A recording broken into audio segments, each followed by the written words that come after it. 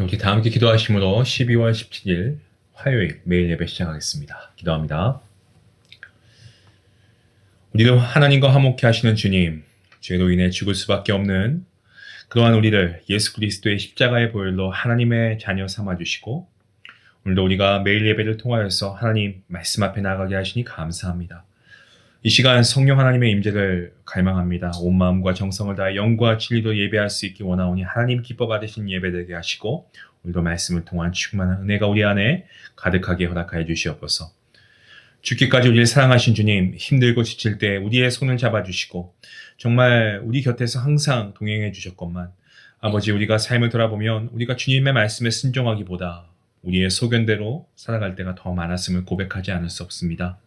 예수님을 닮아가고 싶지만 어느새 세상의 흐름에 정말 휩쓸려 가고 있는 우리의 모습을 보고 너무나 안타깝습니다. 하나님, 우리의 유익과 행복을 찾아 헤매었던 우리의 어리석음과 이기적인 모습, 믿음 없음을 주님 앞에 다 내어놓고 회개하오니 주님 용서하여 주시옵소서. 우리의 연약함을 불쌍히 여겨주시고 정말 성령의 능력으로 세상의 빛과 소금 되는 거룩한 삶, 말씀에 순종하는 삶으로 인도하여 주시옵소서. 정말 예수 그리스도께서 내 안에, 내가 그리스도 안에 거하는 은혜의 삶이 될 수 있도록 하나님 함께하여 주시옵소서. 오늘도 모든 예배 가운데 하나님 함께 하실 것을 믿고 감사하며 예수님의 이름으로 기도합니다. 아멘. 찬송가 413장 함께 하시겠습니다.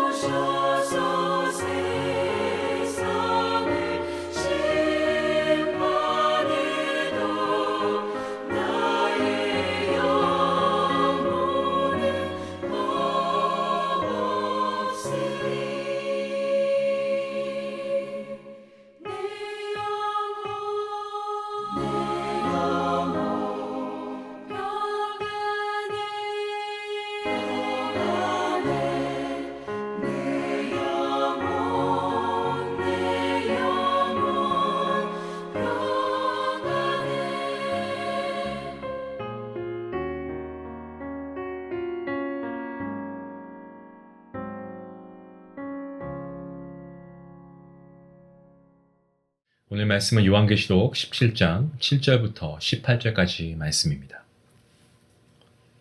함께 말씀을 한 목소리로 읽겠습니다. 천사가 이르되 왜 놀랍게 여기느냐? 내가 여자와 그가 탄 7머리와 10뿔 가진 짐승의 비밀을 내게 이를 것이다. 내가 본 짐승은 전에 있었다가 지금은 없으나 장차 무적행으로부터 올라와 멸망으로 들어갈자니 땅에 사는 자들로서 창세 이후로 그 이름의 생명책에 기록되지 못한 자들이 이전에 있었다가 지금은 없으나 장차 나올 짐승을 보고 놀랍게 여기리라. 지혜 있는 뜻이 여기 있으니 그 7머리는 여자가 앉은 7산이요 또 7왕이라. 5은 망하였고 하나는 있고 다른 하나는 아직 이르지 아니하였으나 이르면 반드시 잠시 동안 머물 것이라. 전에 있었다가 지금 없어진 짐승은 8째 왕이니 7 중에 속한 자라. 그가 멸망으로 들어가리라. 내가 보던 10뿔은 10왕이니 아직 나라를 얻지 못하였으나 다만 짐승과 더불어 임금처럼 한동안 권세를 받으리라. 그들이 한 뜻을 가지고 자기의 능력과 권세를 짐승에게 주더라. 그들이 어린 양과 더불어 싸우려니와 어린 양은 만주의 주시오 만왕의 왕이시므로 그들을 이기실 터이요 또 그와 함께 있는 자들 곧 부르심을 받고 택하심을 받은 진실한 자들도 이기리로다. 또 천사가 내게 말하되 내가 본 바 음녀가 앉아있는 물은 백성과 무리와 열국과 방언들이니라.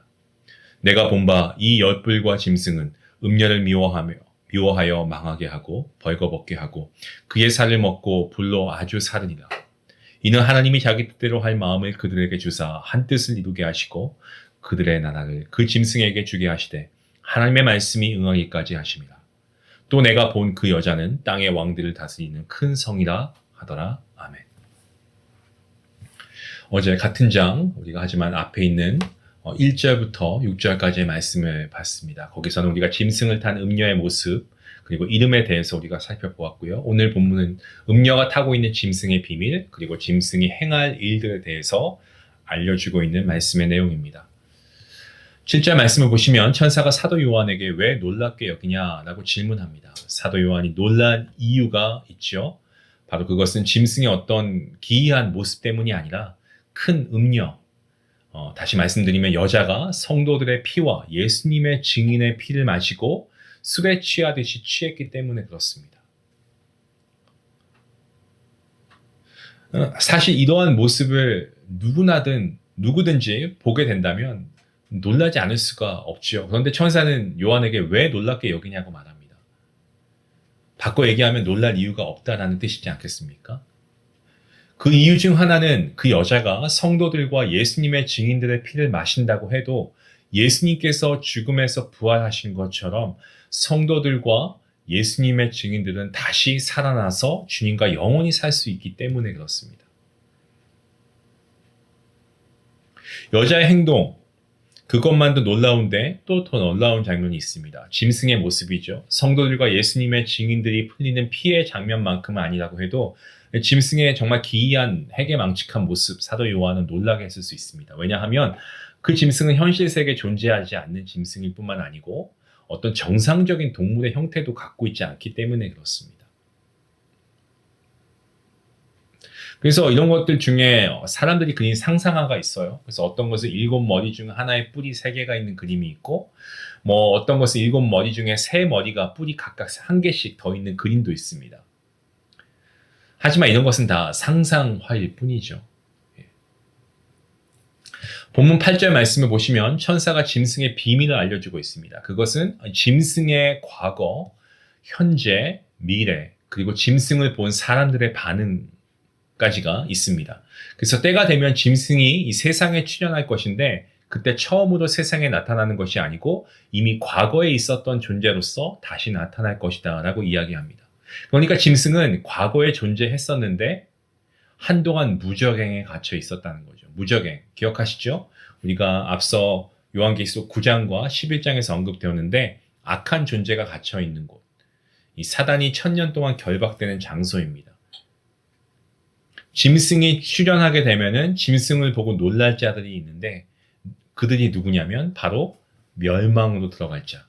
창세 이후로 그 이름이 생명책에 기록되지 않은 자들. 그들이 바로 그 주인공들입니다. 자, 그렇다면 생명책에 기록된 사람들, 다시 말씀드리면 구원으로 들어가는 사람들의 반응은 어떠하겠습니까? 짐승에 대한 이들의 반응이 언급되지 않았다는 것은 이 구원으로 들어가는 사람들에게 있어서는 짐승의 출현이 궁극적으로 두려움이 될 수 없다라는 것을 암시하고 있죠. 자, 이것은 여자가 성도들과 예수님의 증인의 피에 취한 것을 사도 요한이 보고 놀랐을 때 천사가 왜 놀라니? 라고 말했던 것과 같은 그런 맥락입니다. 그러니까 우리가 세상과 구별된 성도의 삶, 예수님의 증인된 삶을 살아간다면 사탄은 우리에게 두려운 존재가 될 수 없다라고 하는 거죠. 아멘입니다. 자, 9절 말씀에 지혜에 있는 뜻이 여기 있다라고 하는 말.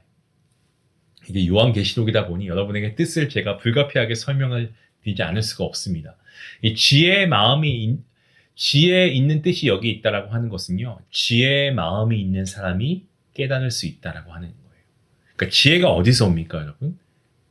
주님께서 주실 때 지혜의 마음을 얻을 수 있습니다. 주님께서 말씀을 통해 우리에게 지혜를 주십니다. 하나님의 말씀을 늘 가까이 하는 사람, 지혜의 마음을 가지고 나아갈 수 있다는 거죠. 10절 말씀에 왕이라고 되어 있습니다. 왕은 자신이 다스리는 나라에서 최고 권력자를 왕이라고 하죠. 7왕이라고 되어 있는데 7왕은 누구겠습니까? 역사적으로 왕에 대한 해석들이 많이 있지만 구체적으로 누구라고 단언하는 이것은 주의해야 합니다. 분명한 점은 이들의 실체는 하나님을 대적하는 악의 실체라고 하는 거죠.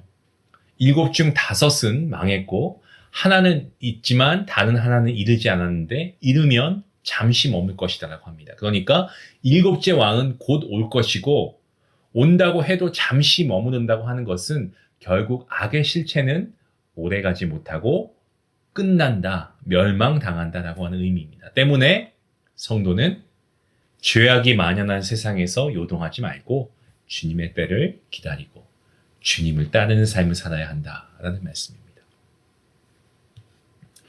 계속해서 11절에서는 8째 왕에 대해서 그리고 12절 말씀에 10뿔이 10왕이라고 하고 있습니다. 뿔은 산처럼 힘과 권력을 상징합니다.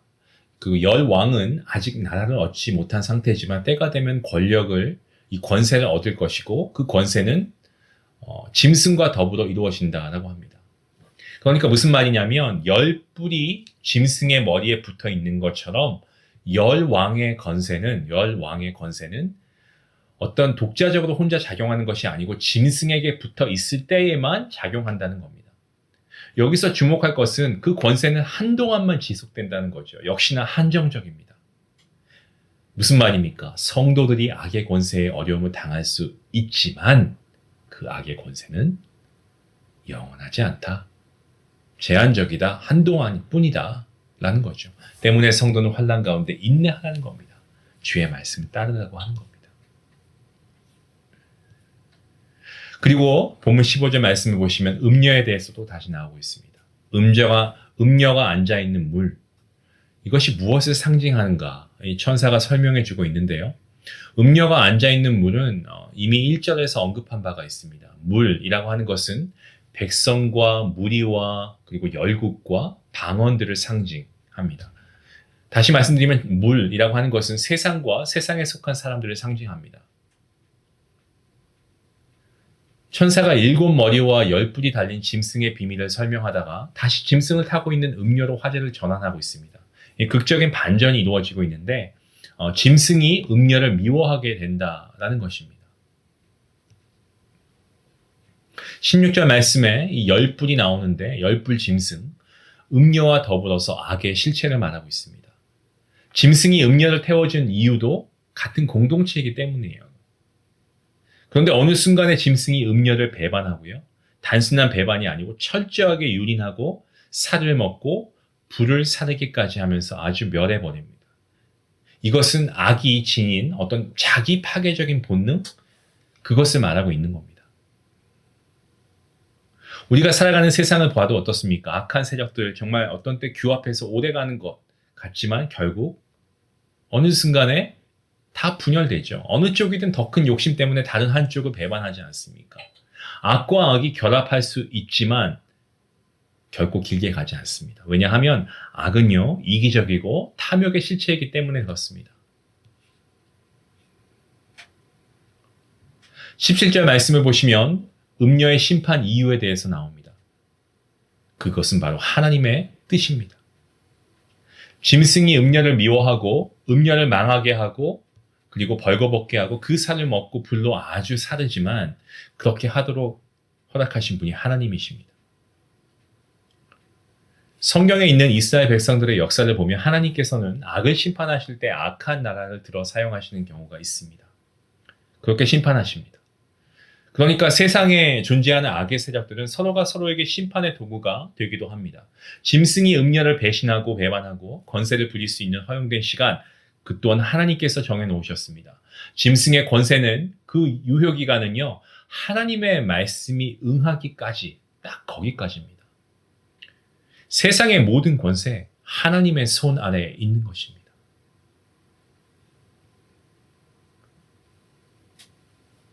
끝으로 18절 말씀 통해서 여자의 실체를 요약해서 말해주고 있습니다. 그 여자는 땅의 왕들을 다스리는 큰 성이라고 합니다. 여자는 큰 음녀이고 큰 성 바벨론입니다. 그 여자는, 음녀는 세상의 왕들을 다스리는 악의 실체입니다. 이 또한 물론 아주 한시적이고 제한적입니다. 그 여자의 권력은 영원하지 않습니다. 왜냐하면 하나님께서 큰 성 바벨론을 멸망시키실 것이기 때문에 그렇습니다. 사랑하는 성도 여러분, 성도, 그리스도인들은 이 세상이 어떤 상태인가, 어떤 상황으로 돌아가고 있는가 우리가 알아야 됩니다. 분별해야 됩니다. 세상의 권력이 악의 실체에 의해서 조종당할 수 있습니다. 예, 가능합니다. 우리는 악의 세력에 하지만 넘어가서는 안 됩니다. 그렇게 하지 않기 위해서 우리가 어린 양이신 예수님과 함께 동행해야 할 줄로 믿습니다. 어린 양이신 예수님을 따라야 할 줄로 믿습니다. 그리고 그분을 닮아가는 그리스도인이 되어야 할 것입니다. 이러한 저와 여러분의 모습이 될 수 있기를 간절히 기도합니다. 기도하시겠습니다. 거룩하신 하나님 감사합니다. 어린 양 되신 예수 그리스도의 피로 죄사함을 받게 해주시고 하나님의 은혜로 말미암아 구원받은 백성으로 하나님의 자녀 삼아주시니 감사합니다. 어린 양 되신 예수님께서 만주의 주가 되시고 만왕의 왕이 되시기에 정말 악한 나라의 권세와 능력이 저희를 결코 이길 수 없음을 우리는 분명히 믿고 감사합니다. 세상의 악이 권세를 부린다고 해도 그것이 하나님의 손 아래에 있음을 우리는 분명히 믿고 우리가 그 사실을 기억하기에 오늘도 하나님께서 허락해 주신 우리의 각자의 삶 가운데에서 이 자리에서 우리가 하나님을 따르고 주님을 닮아감으로써 오직 그리스도인의 정체성을 잃지 않는 거룩한 주의 백성으로 살아가며 하나님께 영광 올려드리는 귀한 삶이 될 수 있도록 하나님 함께하여 주시옵소서. 감사하며 예수님의 이름으로 기도합나이다. 아멘.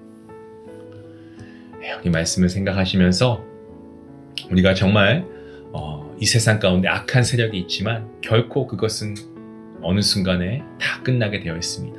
악한 세력을 이길 수 있는 것은 어린 양 대신 주님을 신뢰할 때 가능합니다. 주님, 오늘 나와 함께 해주시옵소서. 그 믿음의 고백이 저와 여러분의 고백이 되길 원합니다. 그리스도인의 정체성을 잃지 마시고 세상의 악이 권세를 부린다고 해도 하나님의 손 아래 있음을 믿으시고 하나님의 전적인 신뢰를 가지고 하나님을 믿고 하나님을 따르고 하나님을 닮아가는 우리 모두의 삶이 될 수 있길 원합니다. 그동안 저와 여러분 모두가 될 수 있게 해달라고 같이 함께 말씀을 생각하시면서 기도하겠습니다.